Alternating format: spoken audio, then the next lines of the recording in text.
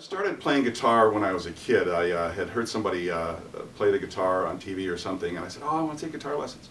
So at 7 years old, they got me guitar lessons, and I went for about 6 weeks, and then the guy I was taking with another fella, he dropped out. And I said, oh, okay, I was too young, probably 7 years old.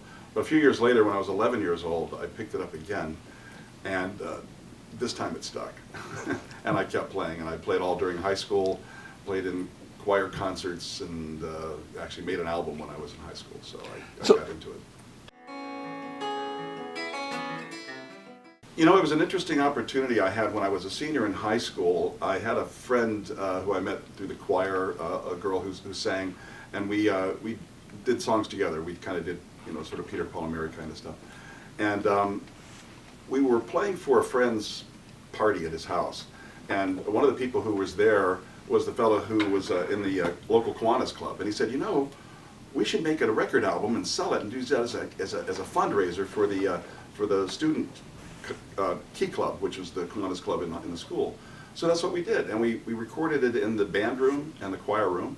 We got the AV guy to bring in his reel-to-reel tape recorder and his decent microphones. I persuaded some friends I had who played guitar and bass and bongos and other things to come in. I wrote half the songs. We recorded it in the fall of 1969 and released it in January 1970, made 1,000 copies. They found their way around the world for some reason and found its way into a book called The Acid Archives, which is a compendium of independent music releases from the 60s, 70s, 80s. And I've had collectors call me from various places in the world. A guy called me from Switzerland once saying, are you the Ron Franklin on this album, Autumn to May? Yeah. Do you have any available for sale?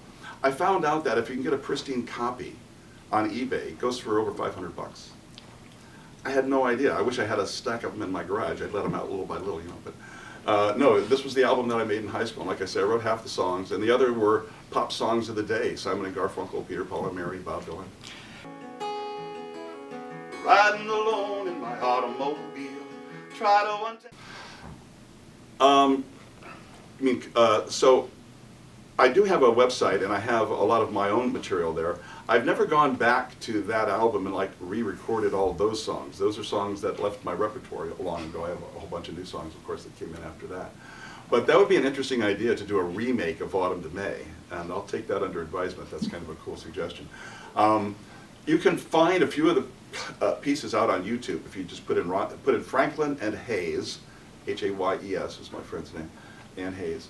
And Autumn to May, which was the very first song I ever wrote when I was 14 years old. It's on the album. And you'll find there's a couple of pieces that's not me. Somebody took them off the album, put the album cover up there, and put them up on YouTube.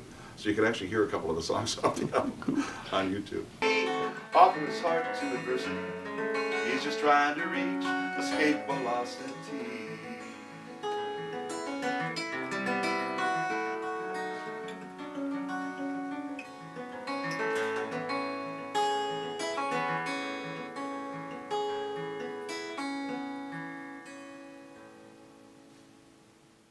I'm in the process right now, by the way, of recording an entire album of my own original songs, some of which I'd recorded before, but this is more produced with, you know, strings and pedal steels and bluegrass banjos and all that kind of stuff.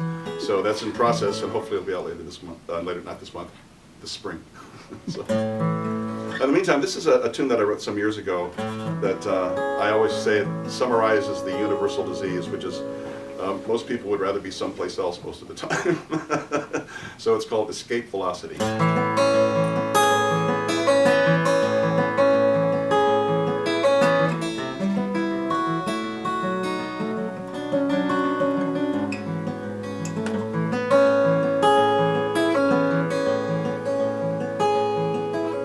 Riding alone in my automobile, try to untangle the way that I feel. There's a knot here in my heart, and I don't know where to start. Some days I just want to fly away, deal with these chains on another day, and conquer gravity, and let my soul roam free. And you can say, why does he suffer so needlessly? Offer his heart to adversity. Well, I'm just trying to reach escape velocity.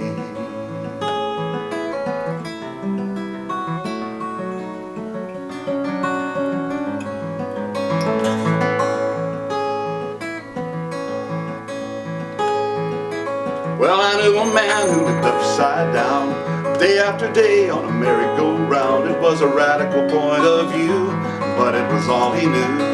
And he said, why do I need the earth anymore? To live in the air is what I came here for. And he sailed up over the treetops, vowing he'd never stop. And I could say, why do you suffer so needlessly?